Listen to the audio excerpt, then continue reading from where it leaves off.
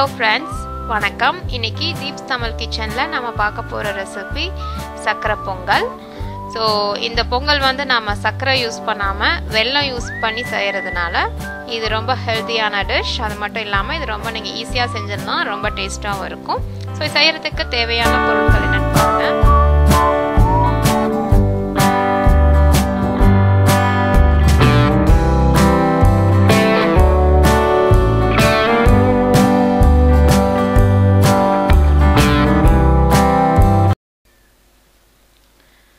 So இந்த சக்கரை பொங்கல் செய்யறதுக்கு ஃபர்ஸ்ட் உங்க ஸ்டவ்ல pan வச்சிட்டு 1/4 கப் உடைச்ச பாசிப்பயிறு ஆட் பண்ணிக்கோங்க. இந்த பாசிப்பயிரை வந்து ஒரு 2 நிமிஷத்துக்கு அப்படியே வறுத்துக்கோங்க.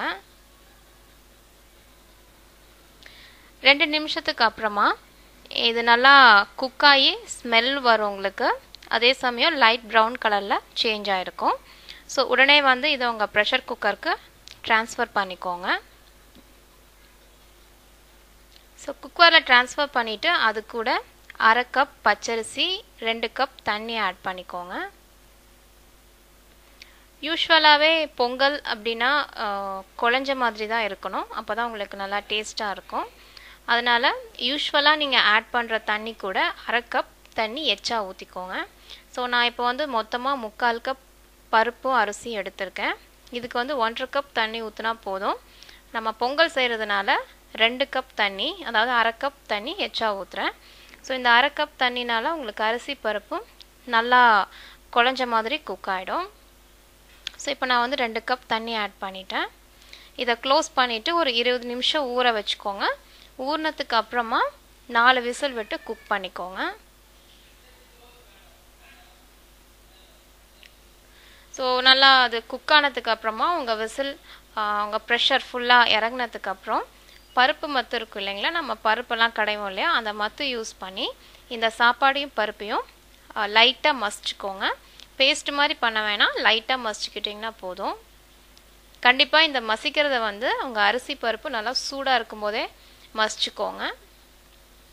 ஸோ இப்போ வந்து நான் நல்லா மசிச்சுட்டேன். இதை வந்து செப்பரேட்டாக வச்சுக்கலாம். அடுத்தது மறுபடியும் ஸ்டவ் மேலே ஒரு பேன் வச்சுட்டு அதில் வந்து 3/4 கப் வெல்லம் ஆட் பண்ணிக்கோங்க. ஸோ வெல்லம் உருகிற வரைக்கும் வெயிட் பண்ணுங்கள்.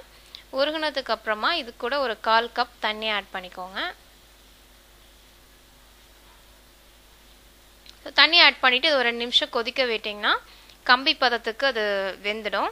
ஸோ கம்பி பதம் வந்துடுச்சா இல்லையா அப்படின்றத செக் பண்ணுறதுக்கு நீங்கள் உங்கள் கரண்டியில் ஜாங்கிரி எடுத்து இந்த மாதிரி விட்டிங்கன்னா நூல் மாதிரி விழும்.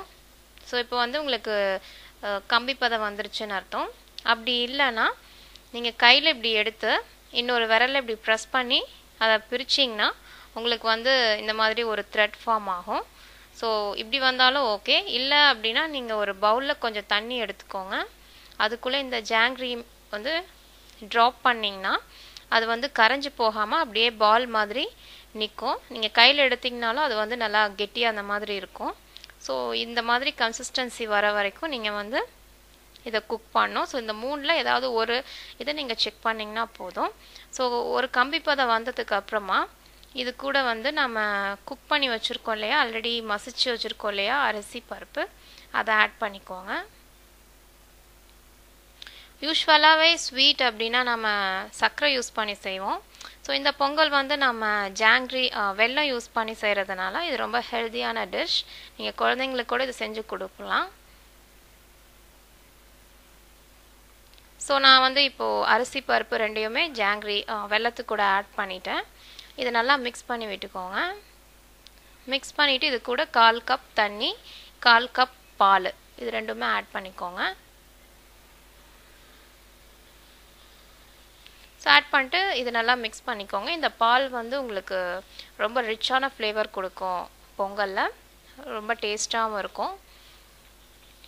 ஸோ அதை நல்லா மிக்ஸ் பண்ணி விட்டுட்டு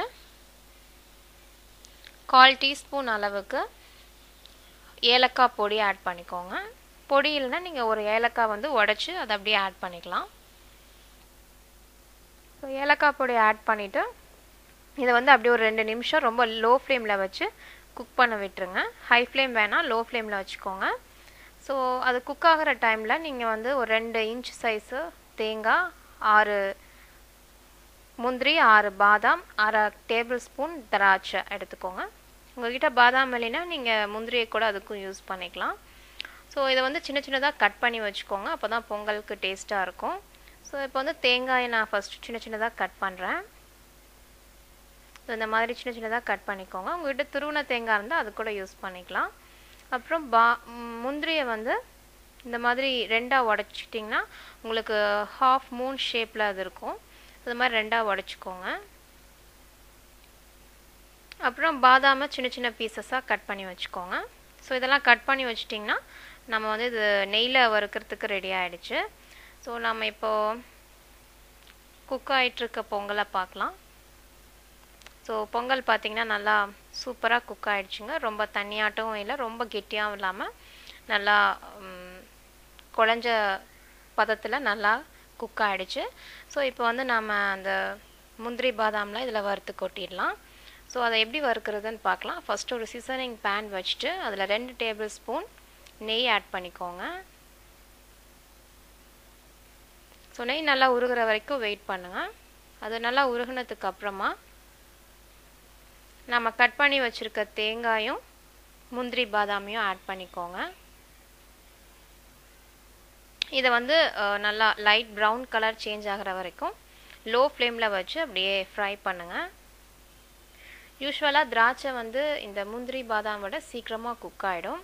அதனால் எப்பயுமே முந்திரி பாதாம் நீங்கள் ஃப்ரை பண்ணும்போது ஃபஸ்ட்டு இதை ஃப்ரை பண்ணிவிட்டு இது கலர் சேஞ்ச் ஆகும்போது உங்கள் திராட்சையை ஆட் பண்ணுங்கள். அப்போ அந்த திராட்சை வேகிறதுக்குள்ளே இதுவும் கோல்டன் ப்ரௌன் கலரில் ஆகிடும். ஸோ உங்களுக்கு கரெக்டாக ரெண்டுமே குக் ஆகிடும். ஸோ இப்போ பார்த்தீங்கன்னா என்னோடய முந்திரி பாதாம் தேங்காய் மூணுமே அப்படி லைட் ப்ரௌன் கலரில் சேஞ்ச் ஆக ஆரம்பிக்குது. ஸோ இது சேஞ்ச் ஆக ஆரம்பிக்கும் போதே உடனே வந்து நீங்கள் திராட்சையை ஆட் பண்ணிடுங்க. ஸோ நான் வந்து திராட்சையை இப்போ ஆட் பண்ணிட்டேன். ஸோ இது வந்து ஒரு 10 to 15 செகண்ட் வரைக்கும் அப்படியே ஃப்ரை பண்ணிங்கன்னா அந்த திராட்சை வந்து நல்லா பால் மாதிரி பெருசாகிடும். ஸோ அது பெருசான உடனே இதை வந்து பொங்கல் எடுத்து கொட்டிடுங்க. அது வெடிச்சிருச்சுன்னா அப்புறம் உங்களுக்கு டிஷ் ஃபுல்லாக கசக்க ஆரம்பிக்கும். ஸோ இந்த வறுத்த முந்திரி பாதாமை நம்ம ஆல்ரெடி ப்ரிப்பேர் பண்ணி வச்சுருக்க பொங்கலுக்கு ட்ரான்ஸ்ஃபர் பண்ணிவிட்டு அதை நல்லா மிக்ஸ் பண்ணி விட்டுக்கோங்க. நல்லா மிக்ஸ் பண்ணிட்டிங்கன்னா உங்களோட சர்க்கரை பொங்கல் ரெடி ஆகிடுச்சுங்க. இதை வந்து நீங்கள் சூடாக சர்வ் பண்ணலாம். நம்ம நிறையா பால் தண்ணியெல்லாம் ஊற்றி செஞ்சுருக்கிறதுனால இந்த பொங்கல் வந்து ஈவினிங் வரைக்கும் நீங்கள் வச்சுருந்திங்கன்னா கூட இந்த கன்சிஸ்டன்சி சேஞ்ச் ஆகாமல் அப்படி கொல கொலன்னு நல்லா டேஸ்ட்டாக இருக்கும். ஸோ நீங்கள் வேணுங்கும் போது கொஞ்சமாக சூடு பண்ணி சாப்பிட்டுக்கலாம். அதே மாதிரி நம்ம நிறையா இதில் பாசிப்பயிறு, அப்புறம் வெல்லம், முந்திரி, பாதாம், பால், நெய் எல்லாம் ஊற்றி செஞ்சுருக்கிறதுனால இது வந்து ரொம்ப ஹெல்த்தியான டிஷ் கூட. இது வந்து நீங்கள் குழந்தைங்களுக்கு கூட தைரியமாக செஞ்சு கொடுக்கலாம். ஸோ கண்டிப்பாக பொங்கலுக்கு இந்த ரெசிபியை ட்ரை பண்ணி பாருங்கள். இதே மாதிரி இன்னும் நிறையா ரெசிபிஸ் தமிழில் பார்க்கணுன்னா தீப்ஸ் தமிழ் கிச்சனுக்கு சப்ஸ்கிரைப் பண்ணுங்கள். இன்னொரு இன்ட்ரெஸ்டிங்கான வீடியோ ரெசிபியோடு உங்களை சந்திக்கிறேன். அது வரைக்கும் பாய்.